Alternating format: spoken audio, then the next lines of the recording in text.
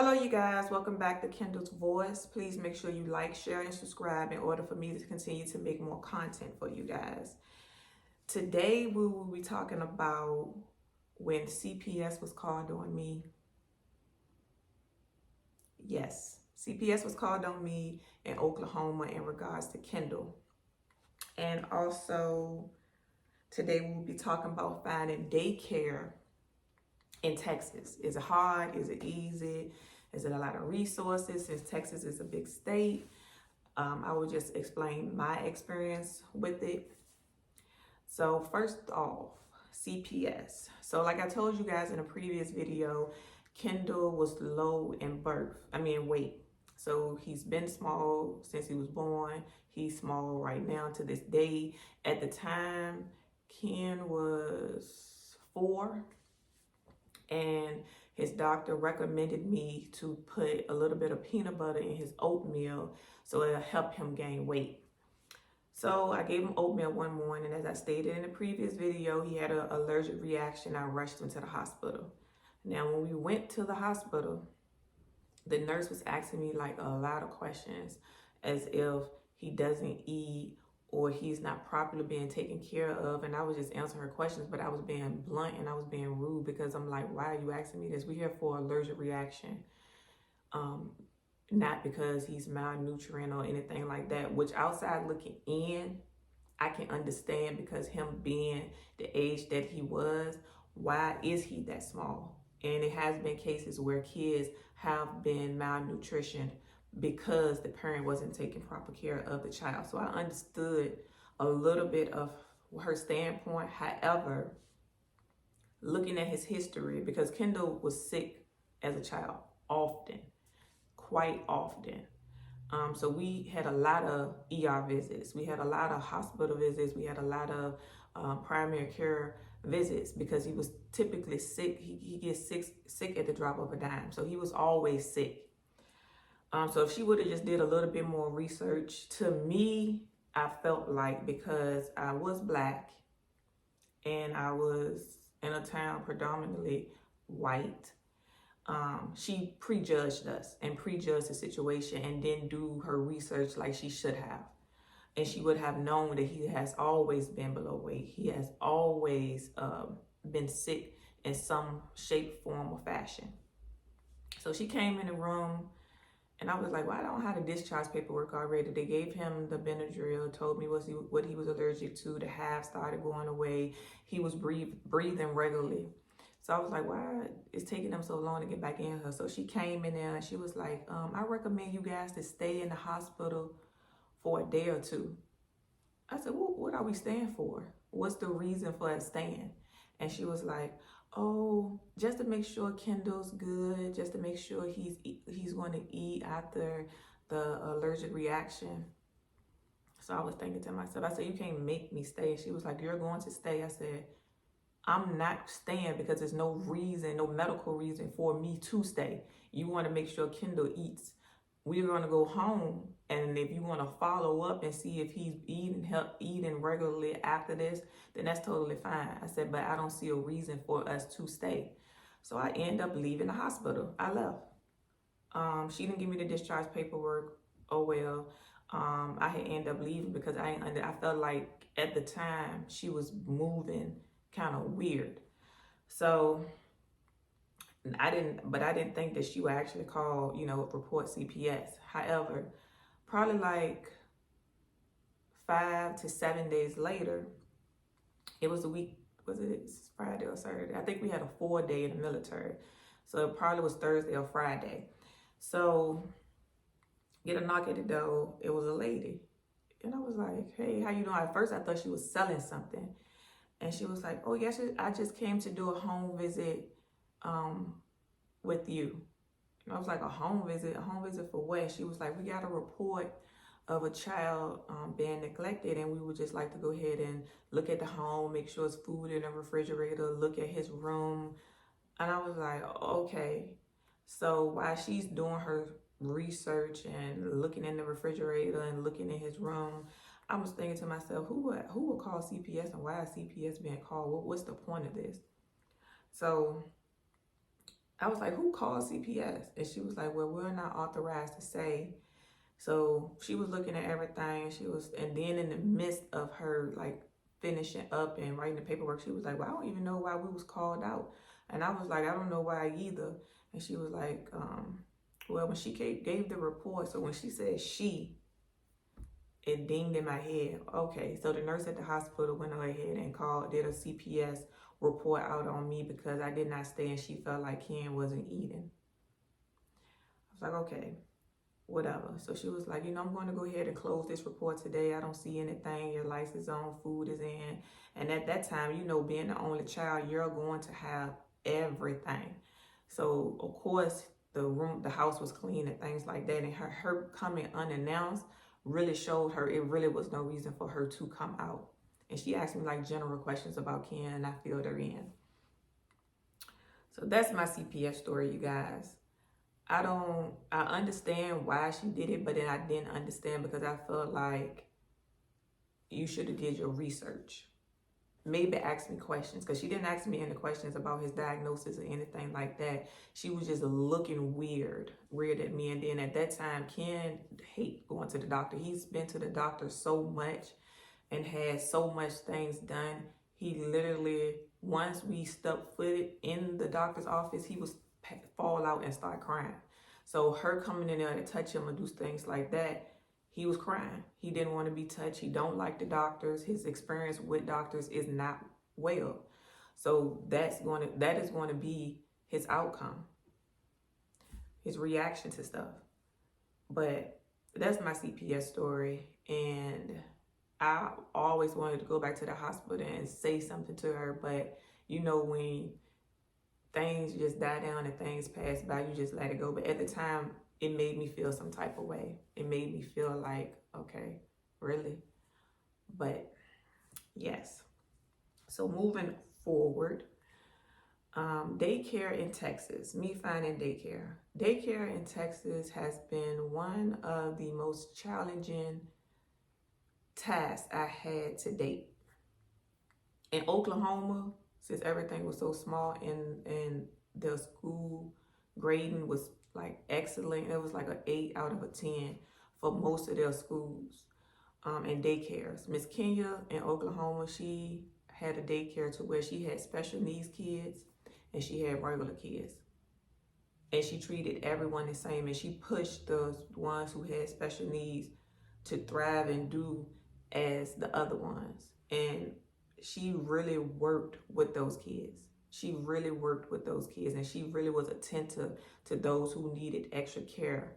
And I will forever be grateful for her, forever, because she had a huge impact in Ken's life, and she had a huge impact on Ken being able to feel as one, because she didn't separate them. She put them all within their age group. That's where they was placed. But here in Texas, Ken went to one daycare for a little bit, but that daycare ended up closing. And when I say a little bit, I think Ken went there maybe a month or two. Yeah, a month or two. And that was in Murphy. That's a little way, not that, it's like 5 minutes away from me. But it's not in my district to where when he get out of school, the daycare bus could be able to pick him up and then take him there. So in the midst of me, trying to go to work, which I would do a video on my work. Is it difficult for me to work? The things I have to do to accommodate for the things that's around me. But anywho, so I literally, guys, no joke, may have called 15 to 20 daycares in my area to see if they would be able to, if Ken would be able to attend daycare. Now, I remember this day because I was literally sitting in the car. The other two go to daycare. They go to the same daycare. Ken can't go to their daycare because they stated the same thing that the other daycare stated. So I called. I was like, do you guys have an opening for a 10-year-old that has special needs? And they was like, oh, yes, we do. What type of needs does he have? And I was like, well, he's able to follow directions, pay attention, sit down when need be, but he's not fully potty trained right now. And they'd be like, oh no, we don't have enough help for that. So I was like, okay, that's one daycare. They don't have enough help, that's fine. The second and the third and the fourth and the fifth and the sixth. And I'm like, dang. The same thing. Yes, we have an opening. Oh, what type of and then I say, oh, he has special needs. Okay, what type of needs does he need? And I'm like, dang, okay. So then here we go, 10, 11, 12, 13. And it's like, at that point, I just wanted to cry because I felt defeated. I was like, I have the qualifications and I have went to school and I have 2 degrees working on my third one to where I'm able to work and provide. Okay, but I'm not able to do it at my full capacity because I have to accommodate for Ken. And me not having daycare for him limits me all the way around. It limits me all the way around. And that's fine. This is our life. This is what I signed up for, so it is what it is. But sitting in that car was like, everybody, like, it's no, no, no, no, no. Just imagine, like, you cleaned your life up and you trying your best to just get a job, to live the right way, to be a part of society. And it's like, no, because you did something in your past that you have overcame and is trying to change and put in the back of you. And it's like, oh, no, you can't work here. Oh, no, you can't work here. Oh, you did that. Oh, no, you can't work. And it's like, dang, I'm trying. Like, give me a chance to be better and do better and the opportunity. And I'm like, why do you guys have a daycare? And you don't have, and you say you accept special need kids, but you don't accommodate everyone. So you pick and choose who you want to allow in your daycare, and that's cool, that's fine. But everyone should be treated the same. Everyone should be equal. And I could apply for extra help, but me making what I make, I do not qualify to where it will open up other doors to where I may receive services from aides and stuff like that. And then I started to look at what is it called? Care, I think that's what it's called, where you can hire a nanny. But what they cost defeats the purpose of me even trying to get them to do that, because I still would end out in the same bracket as if what I'm doing right now. So you guys, it's hard. Like, that little stuff, like me signing the other 2 up was no big deal. It was like, oh yes, we got to open it. Okay, come on, let's pay. And that's it. And they go ahead and go on about their way, about their day, and that's it. But it's like, it's really hard. And I don't know if people like really think about it or talk about it, or if it's like really existing out here. Even when him going to a behavioral health class, Ken has to be diagnosed with being autistic. Ken has taken 3 autistic testing, and they stated he's not autistic. So he doesn't qualify to go to a behavior school, which is to me considered a daycare. But then they close at 5 as well too. So there's a lot of things that's like just in the way when it comes to certain stuff, and how those that have special needs supposed to be treated the same and is welcome to be treated as one. But there's a lot of things that makes them different. And I understand that it's more, I'm sorry. If they charge more, a little more, because it's more that has to be done with them. But to say you accept special needs and you really don't, in a sense, because changing a diaper, and to be honest, they really wouldn't even have to change a diaper, because by the time he get out of school, he's going to still be dry. So I don't know, but it was hard. Me just sitting in the car, me just constantly, I just gave up. I just like, I'm not going to ask. And then there was actually no more daycares that I would put him in, because some daycares you just don't want to put your kids in. Because let me tell you guys a story. So I'm in Wiley, and it's a small town, beside Plano, for those that's from Texas or familiar with Texas. And was it Rockwall? It's another small or side. It's another small town outside of it. I think it was Rockwall, but I had ended up finding daycare, and I was like, okay. And they accepted him and his special needs. I was like, okay, I'm going to go do a visit of a tour of the daycare, things like that. So I went, did the tour. I liked the assistant that was at the front. The teachers at the time seemed cool. However, I went to go drop Ken off, and it was the summer. So he was there I dropped him off mid-morning. And I dropped the money order off, and I was dropping Ken off. So the lady that was in his teacher, that was supposed to be his teacher in the class, I was talking to me, like greeting myself to her. And the assistant was telling her like the needs that he would need. And she said verbatim, you guys, she said, and what I'm supposed to do, be changing him right in front of me. And I was like, what else? I said, is he supposed to change himself? And she was like, And it rubbed me the wrong way. So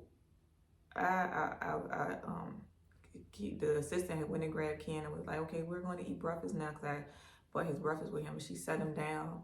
And I literally, you guys, walked to the parking lot.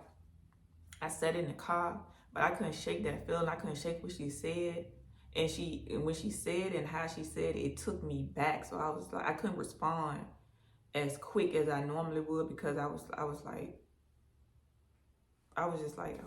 disgusted, actually.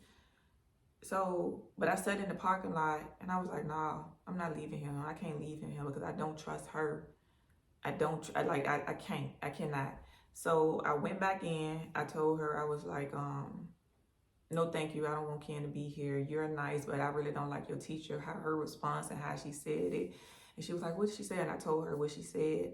And she was like, well, I talked to her. I said, you can talk to her for future parents, but for me, no, thank you. I'm good. I said, I'm going to go ahead and remove Ken. And for today, you can go ahead and take the money out for today, but you can go ahead and just set me up for a refund for the remaining of because I think I paid 2 weeks in advance, and then like the enrollment fee and things like that. So she ended up giving me my money back probably like a week later or whatever. But I said, you can pay. I said, you can go ahead and charge for today, even though he was only there for like a good 10 minutes at the most. And that was my experience with the daycare.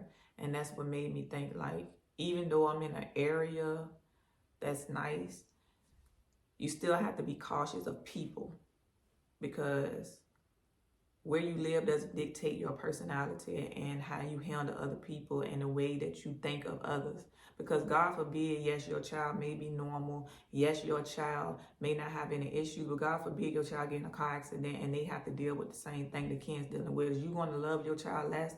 Is you going to tolerate someone looking at your child like that, or making it seem like it's too much? If it's too much, and you're in a daycare who accepts special needs, maybe you're not in the right field. And if you treat someone who's not able to even defend himself like that, I can only imagine how you treat a child that does. So we end up leaving, never went back. So some daycares, I'm just not going to put him in, whether they accept him or not, because it's some daycares that would, but it's like, I don't even know if his diaper will be on him the whole day, clothes wet, him soiled, if they really paying attention, if he's just another body. Like, I had to take all of that into consideration. So, but the 15 to 20 that I did call a day, it was the same exact story. And it made me, it hurt just a little, because I'm like, dag. And then the other two going, they being around other kids, you know, and living their life. And Ken is stopped at daycare. But he can go to school, and school can accommodate for it, but daycare can't. And you accept special needs. But that's my story, you guys, for today.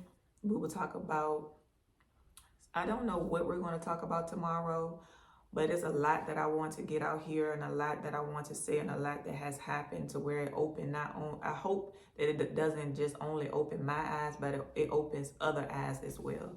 And everyone gets a chance to see that simple things that look simple isn't quite simple. And having special needs doesn't always indicate that you're having the help that you need, even though it's resources out here. It's resources out here to certain people. And you have to, at sometimes, almost not even have enough of a daily life to support a child to receive those services. So, yeah.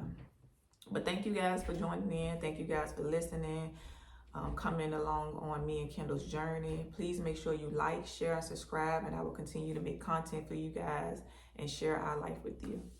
Until next time.